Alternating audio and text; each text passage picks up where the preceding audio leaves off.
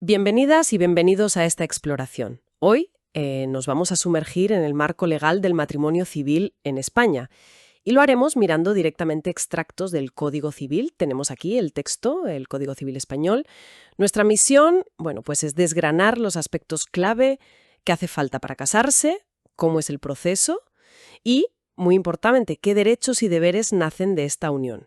Vamos a intentar aclarar la perspectiva legal del matrimonio. Exacto. La idea es analizar desde esa promesa inicial, que a veces existe, hasta las responsabilidades que implica ya el matrimonio como tal, viendo cómo la ley configura, pues, esta institución. Pues venga, empecemos por algo que la verdad a mí me resulta curioso. La promesa de matrimonio. ¿Qué pasa si alguien promete casarse y luego dice, pues mira, que no? ¿Tiene consecuencias legales serias? Pues es interesante, sí. Toca un poco las expectativas, ¿no? El Código Civil, en el artículo 42, es bastante claro. Dice que la promesa de matrimonio no obliga a casarse. Ah, mira. Y tampoco obliga a cumplir pactos económicos que se hubieran hecho por si la boda no se celebraba. O sea, no puedes demandar para forzar la boda. Vale, o sea que una promesa, aunque suene muy formal, no es un contrato para casarse sí o sí. Exactamente. La ley protege esa libertad fundamental de dar el consentimiento en el momento, ¿sabes? Pero, ojo, el artículo 43 añade un matiz importante. A ver. Si la promesa fue seria, hecha por un mayor de edad o un menor emancipado, y se rompe sin una causa justificada, ahí sí puede haber una obligación. Obligación de casarse. No, de casarse nunca, pero sí de resarcir a la otra parte por los gastos hechos o las obligaciones contraídas pensando en la boda. Ah, vale. Gastos tipo el banquete, el viaje. Eso es. Pagos de reservas, el traje, el viaje de novios, cosas así. Gastos hechos específicamente para la boda. Y fíjate, hay un plazo corto para reclamar, solo 1 año desde la negativa. Entiendo. Es un equilibrio, ¿ves? Protege la libertad de decir no hasta el último momento, pero reconoce que romper una promesa seria sin motivo puede causar un perjuicio económico real, y eso tiene una reparación limitada. Comprendido. Protege la decisión final, pero, bueno, tiene en cuenta los preparativos serios. Y esto nos lleva al corazón del asunto, el consentimiento. ¿Quién tiene derecho a casarse según nuestra ley? Pues el artículo 44 es fundamental. Establece el derecho a contraer matrimonio para cualquier persona. Hombre, mujer, da igual. Ajá. Y lo dice bien claro, los mismos requisitos y efectos si los contrayentes son del mismo sexo o de diferente sexo.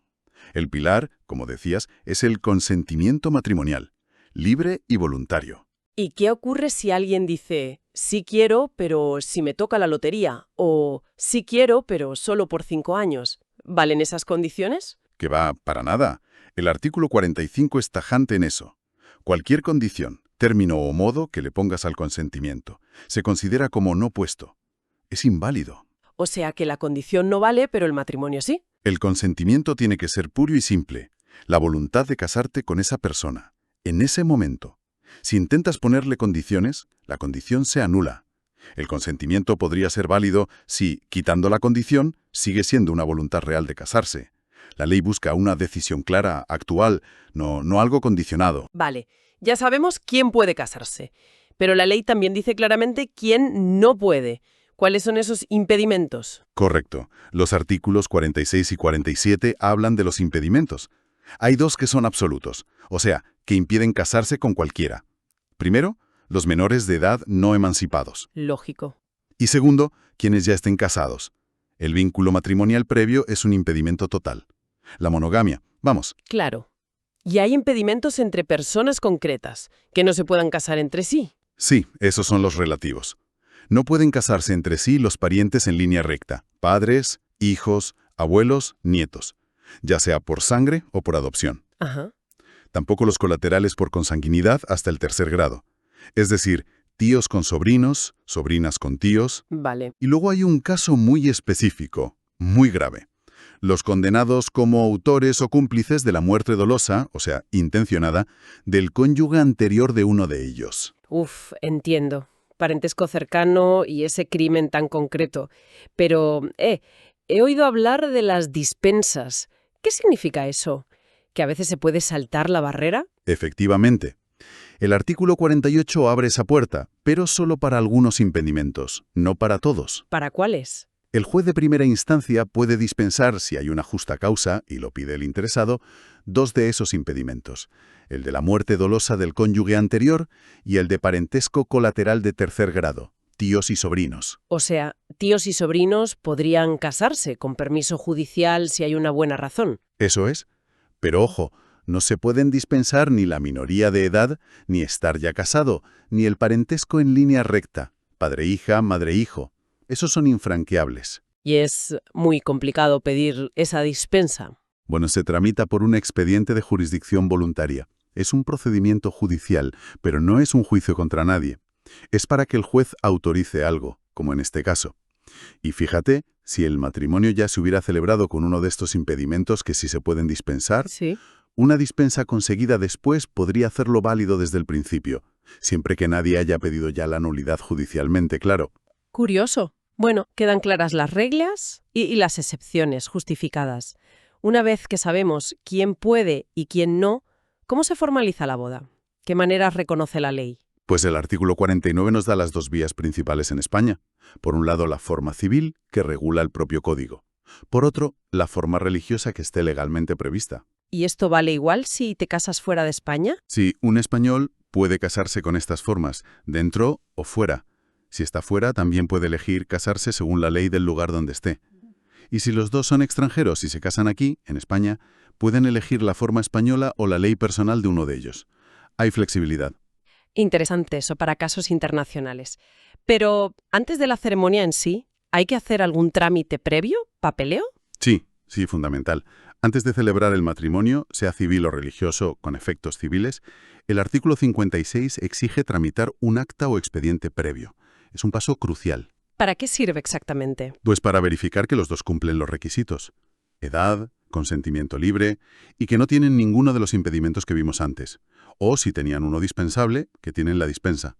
Es el filtro de legalidad, digamos. ¿Y quién lleva ese expediente? ¿A quién hay que ir? Pues mira, lo puede hacer el letrado de la Administración de Justicia, lo que antes era el secretario judicial, o un notario del último domicilio de uno de los dos, o el encargado del registro civil de ese domicilio. Si viven fuera, el funcionario diplomático o consular. Vale. Y es importante una cosa que dice también el artículo 56. La ley prevé que se faciliten apoyos a personas con discapacidad para que puedan dar su consentimiento de forma efectiva, con ayuda humana, técnica, lo que haga falta.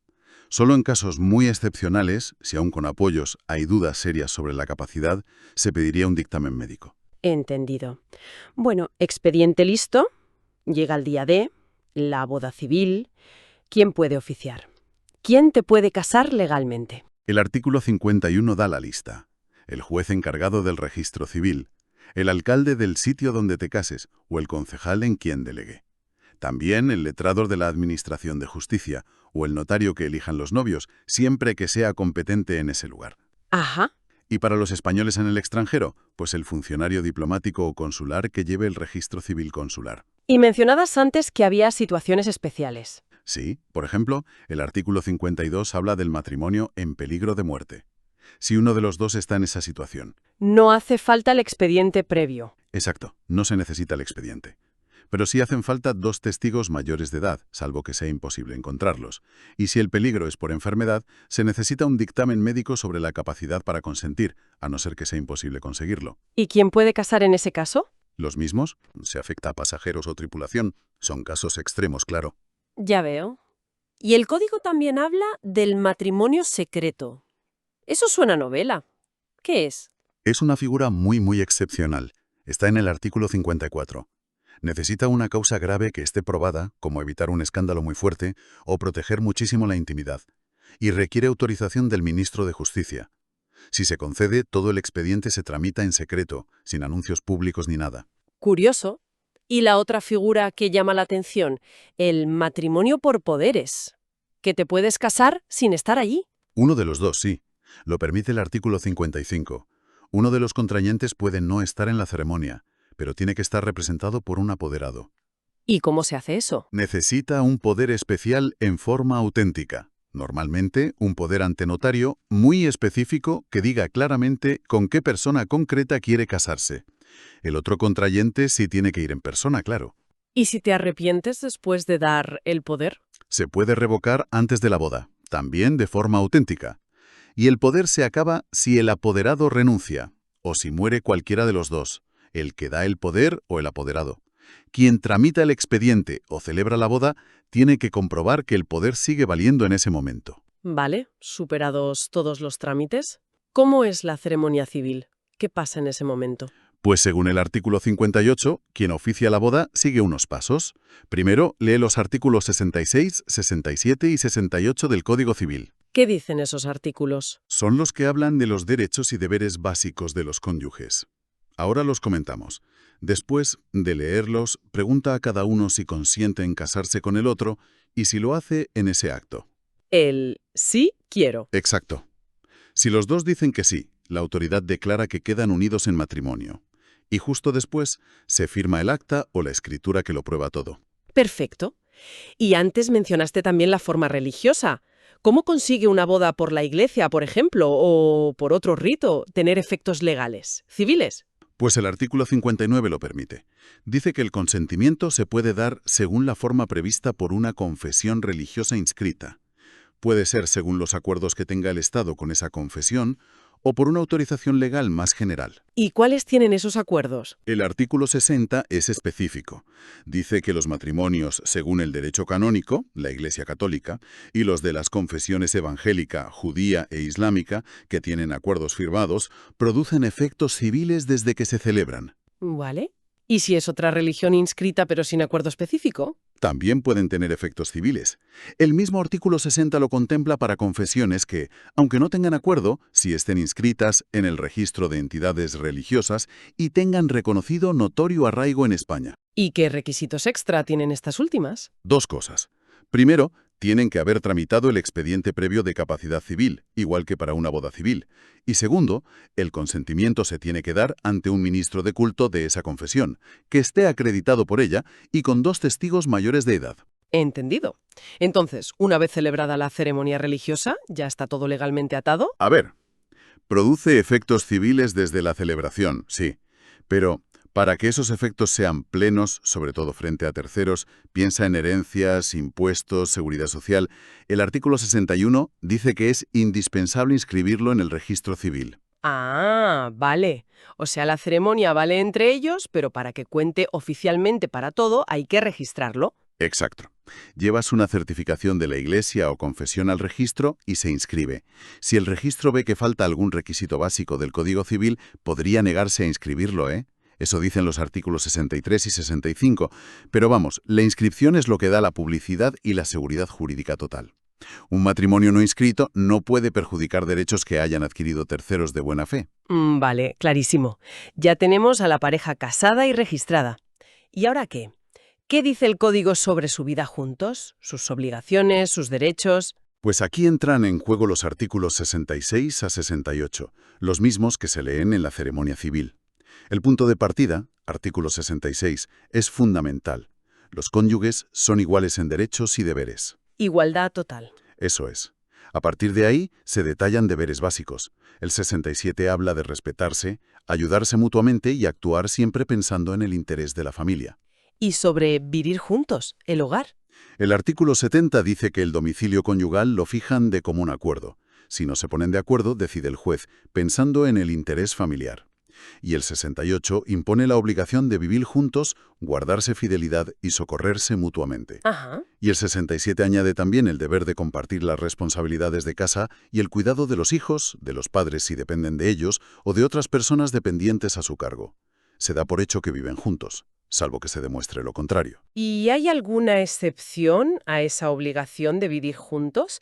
¿Se puede uno ir de casa sin incumplir la ley? Sí, el artículo 69 lo contempla. No incumples el deber de convivencia si te vas de casa por una causa razonable. Imagina una crisis muy grave o una situación de riesgo. Y muy importante, en 30 días presentas una demanda o solicitud de medidas de nulidad, separación o divorcio. Entiendo.